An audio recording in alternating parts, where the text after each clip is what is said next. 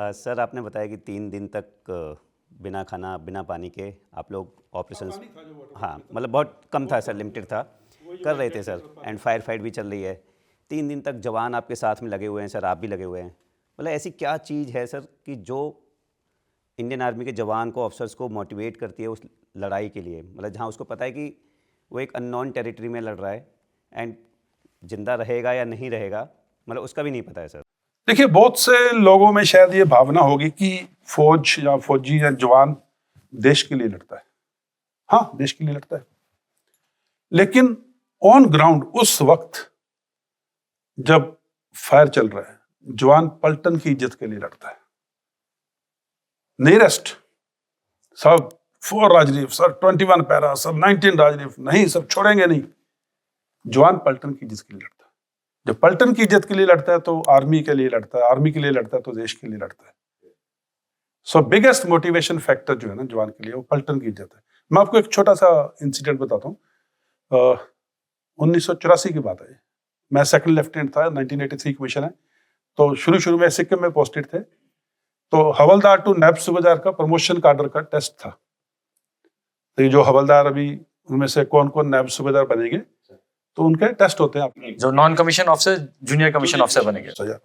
तो written test होता है, बीपीटी होती है, फायरिंग होती है, बाकी रेजिमेंटल हिस्ट्री का होता है, वेपन ट्रेनिंग का होता है, अलग अलग किस्म के टेस्ट रहते हैं। एंड फिजिकल ट्रेनिंग होती है और बहुत रगड़ा होता है सर, इसमें बहुत कंपटीशन होती है। मैं आपके जरिए बताना चाहता हूं, अगर जूनियर कमीशन ऑफिसर है, नायब सूबेदार साहब है, सूबेदार साहब है, उसके पास से निकलते तो कम से कम 3 बार सलूट करो।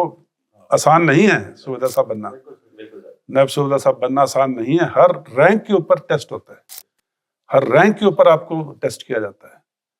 और फिर जो तजर्बा है 20, 24, 28, 32 साल का, मतलब हमने तो बहुत सीखा है अपने जेसीओ से। जितनी फौज की सिखलाई है, आई थिंक 90% तो जेसीओ साहबान से या जवानों से आई है। तो वापस आते हैं उस बात पे, तो नायब सूबेदार प्रमोशन कार्ड का टेस्ट चल रहा था। तो वाइवा जैसे होता है ना, फॉर अंडरस्टैंडिंग, ये सामने पहाड़ी है, इस पे ऑब्जेक्टिव है, इस पे हमला करना है। आप कोई छोटी सी सिचुएशन देते हो टू टेस्ट की उसका कैसे वो उसको रिस्पॉन्ड करते को एज अ लीडर या एज अ कमांडर रिस्पॉन्ड करते हैं। तो एक हवलदार शायर सिंह साहब थे, बाद में जेसीओ साहब बने। तो उनका भी टेस्ट था। वो आए मेरे स्टैंड के ऊपर, सिक्किम में आउटडोर था।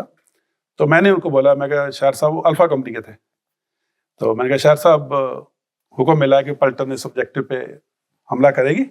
तो सीओ साहब ने आदेश दिए कि अल्फा कंपनी फेज 1 में जाएगी और अल्फा कंपनी में भी नंबर 1 प्लेटून सबसे आगे जाएगी, और आप अल्फा कंपनी के नंबर 1 प्लेटून के प्लेटून कमांडर हो।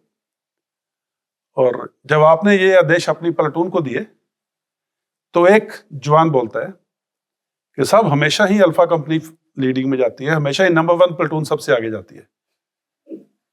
इस बार आप डेल्टा कंपनी को आगे भेजिए, हम लोग रिजर्व में जाएंगे। तो आप प्लेटून कमांडर हो, अब ये सिचुएशन है, उधर से हमले की तैयारी चल रही है, बाकी कंपनियां पूरे अपने अपने टास्क के लिए तैयार है, और यहाँ पे आपकी प्लेटून में ये सिचुएशन खड़ी हो गई है, और आप प्लेटून कमांडर हो, नायब सूबेदार हो, सूबेदार हो, बताइए इसको कैसे हैंडल करेंगे। उस बंदे ने, उसका टेस्ट चल रहा है, वो प्रमोशन के लिए खड़ा हुआ है, पॉलिटिकली करेक्ट जिसको हम बोलते हैं, जहाँ बिल्कुल दरमियाना टाइप जवाब देने से उसको होता कि हाँ मैं आगे अपना टेस्ट पास कर लूंगा, लेकिन नहीं, मेरे को बोलते साहब 4 राजनीफ का जवान ऐसे बोल ही नहीं सकता। तो मैंने कहा ठीक है साहब, बट बोल दिया है ना अभी। आई इंसिस्टेड, को कुरेदना होता है ना टेस्ट में, तो कैसे उस बंदे का एक्चुअल गुर्दा जो है, जिगरा जो है, उसको बाहर निकाले। तो मैंने कहा साहब बोल दिया है। वो जवान इंसिस्ट कर रहा है कि साहब हम लोग हमले में लीडिंग में नहीं जाएंगे। ही अगेन सेड, कहता साहब हो ही नहीं सकता। उस टाइम पे 164 साल पुरानी यूनिट थी, एंड अभी तो 200 साल से ऊपर होगी। कहता साहब 164 साल पुरानी पलटन है, इतिहास में नहीं हुआ कि किसी ने मना किया हमले में जाने के लिए। 7 बार 200 से ज्यादा कैजुअलिटी हुई है, फैटल कैजुअलिटीज। अगले दिन पलटन ने पलटवार किया और जीते। कहता साहब ये हमारा इतिहास है, ये हमारी पलटन है, माँ है, इसकी इज्जत के लिए लड़ना है। तो वो जवान नहीं बोल सकता। मैंने फिर तीसरी बार बोला, मैं कहा साहब बोल दिया है, जैसे मैंने आपको बताया मैं सेकंड लेफ्टिनेंट था, अभी 20-25 दिन ही हुए थे पलटन में आए हुए। अभी उनकी जो एडवाइस, हवलदार शायर सिंह कैसे सेकंड लेफ्टिनेंट को एडवाइस कर रहा है या गाइड कर रहा है, जब कोचिंग कर रहा है, जबकि वो टेस्ट दे रहा है, वो टेस्ट दे रहा है, ये एक बहुत बड़ी बात है। फौज में जवान सिखाते हैं अफसर को, तो वो मेरे को बोलता है, कहता साहब धीरे बोलो, अगर सीओ साहब ने सुन लिया ना कि आपके दिमाग में ऐसी बात है तो मुश्किल हो जाएगी, इस पलटन में ये नहीं चलता है। कितनी बड़ी बात की। सैल्यूट टू सुधा सर, जिगरा I always call, salute to such जज्बा। कैसे नहीं हिंदुस्तान की आर्मी हर जगह फतेह हासिल करेगी जब ऐसे ऐसे जवान इस पलटन में, इन पलटनों में है। हर पलटन की बात करता हूं मैं, एक यूनिट की बात, हर रेजिमेंट, पूरी इंडियन आर्मी क्लासिक। अब सोल्जर्स ना, वो जब बात करते हैं ना तो जिसको हम कहते हैं ना, ऐसा लगता है कि 250 ग्राम देसी घी पी लिया। शायद इसीलिए सर वो नाम नमक और निशान वाले। यस, नाम नमक निशान, वफादारी, ईमानदारी, जिम्मेदारी, these are the words, thumb rules. सोचने की जरूरत नहीं पड़ती फौरी इलाज की कार्रवाई में। वो डैश डाउन क्रॉल जो है ना, अभी भी याद है। So that is how it works.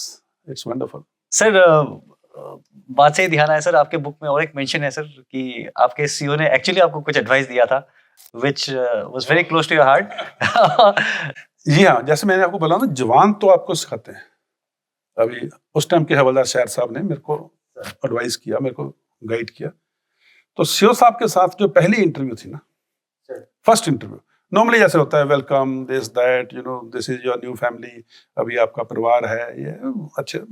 Eight first ही पुट मी एट ईज। फिर नॉर्मल होता है, अच्छा फादर क्या करते हैं, कितने भाई बहन हो, क्या है ना, नॉर्मल एट ईज करके, कौन सा स्क्वाड्रन है, क्या है, ऐसे आपने राजरीफ ऑप्ट किया था या नहीं किया था, जैसे सब कुछ करने के बाद में जब मैं बिल्कुल कंफर्टेबल हो गया, कहते son I want to tell you one advice. Brigadier Trigunesh Mukherjee, उस टाइम पे लेफ्टिनेंट कर्नल त्रिगुणेश मुखर्जी थे। तो मैंने कहा सर, पार्डन में लैंग्वेज, कहते if you are in touch with your profession, no son of a bitch can touch you. अगर आप अपने काम के टच में हैं तो किसी की हिम्मत नहीं है कि आपको छू भी जाए।